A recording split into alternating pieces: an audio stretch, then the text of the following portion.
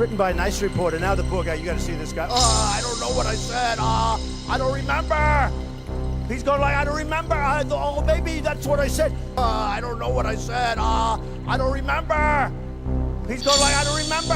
Oh, maybe that's what I said. I don't know what I said. I don't remember. He's going like, I don't remember. Oh, maybe that's what I said. I don't know what I said. I don't remember. He's going like, I don't remember. Oh, maybe that's what I said. I don't know what I said. I don't remember. He's going like, I don't remember. Oh, maybe that's what I said. This is 14 years ago. They didn't do a retraction. As you can see right there, he suffers from a chronic condition that impairs movement of his arms.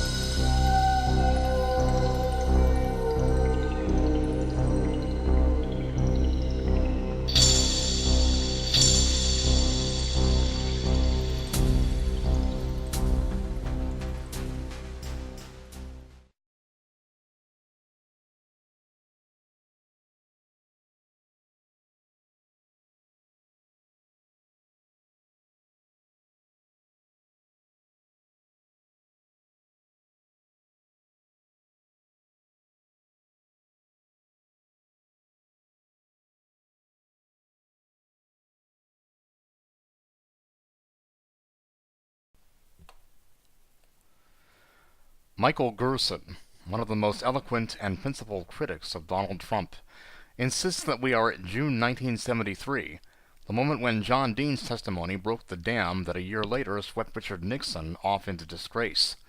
Others agree. This is an inflection point. And yet an equally well-informed friend insists, I no longer believe in political inflection points, and neither should you. Who knows? But even if we do not recognize the turning points in the moment, we can anticipate what the end will feel like when it does arrive. To be sure, Trump could hang on until the 2020 election. It is even possible, if considerably less likely, that he could be re-elected and march off into a glitzy retirement at Trump properties in Florida and New Jersey, his retreat from public life punctuated only by bursts of increasingly senile bombast. But it does seem more likely than it once was that he will go down in disgrace. The mood of that moment was given to us in an episode now faded into the remote, pre-Paul Manafort conviction, pre-Michael Cohen guilty plea world, when Omarosa Manigault Newman, the flashy villainess of more than one Trump reality television show, turned on her benefactor with juicy and not entirely incredible revelations. A puerile justice, this, the secret taper of others taped, the once upright Marine general caught trying to bully the only black woman close to the president by locking her in the Situation Room while threatening her with legal consequences to force her resignation. Her betrayal of her benefactor proved a tawdry but revealing final episode in this particular show. But to really get the feel for the Trump administration's end, we must turn to the finest political psychologist of them all, William Shakespeare. The text is in the final act of what superstitious actors only refer to as the Scottish play. One of the nobles who has turned on their murderous usurper king describes Macbeth's predicament. Those he commands move only in command, nothing in love. Now does he feel his title hang loose about him like a giant's robe upon a dwarfish thief. And so it will be for Trump. To be clear, these are very different people. Macbeth is an utterly absorbing, troubling, tragic, and compelling figure. Unlike America's germophobic president who copped 5 draft deferments and has yet to visit the thousands of American soldiers on the front lines in Afghanistan or Iraq, he is physically brave. In fact, the first thing we hear about him is that in the heat of battle with a rebel against King Duncan, whom he later murders, Macbeth unseamed him from the nave to the chops.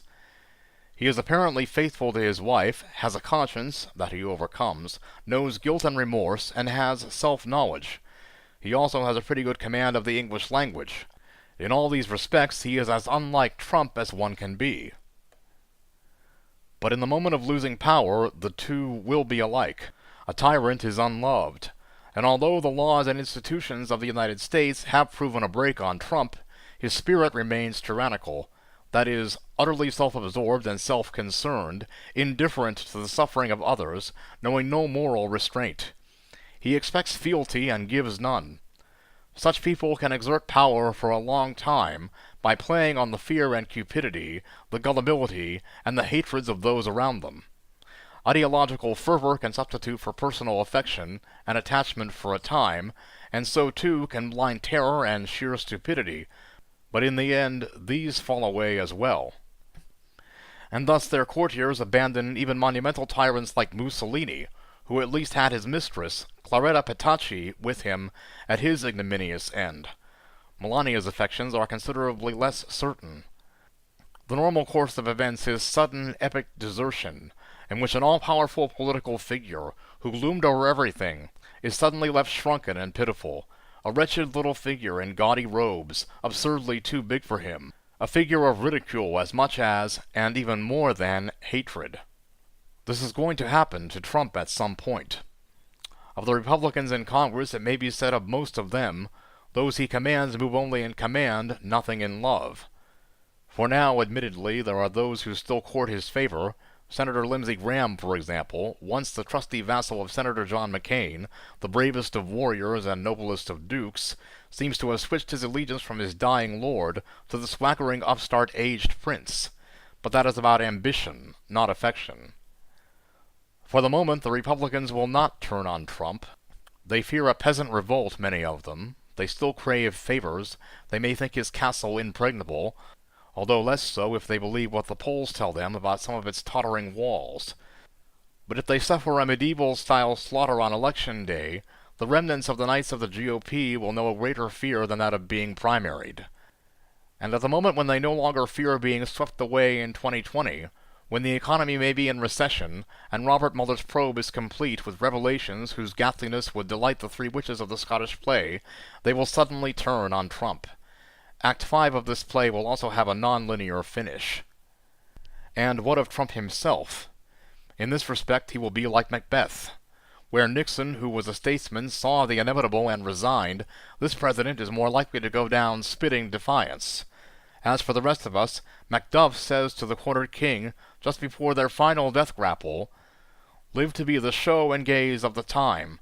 We'll have thee, as our rarer monsters are, painted upon a pole, and underwrit, Here you may see the tyrant." And so it will likely be, as Americans gaze back and wonder how on earth this rare monster, now deposed, ended up as their president.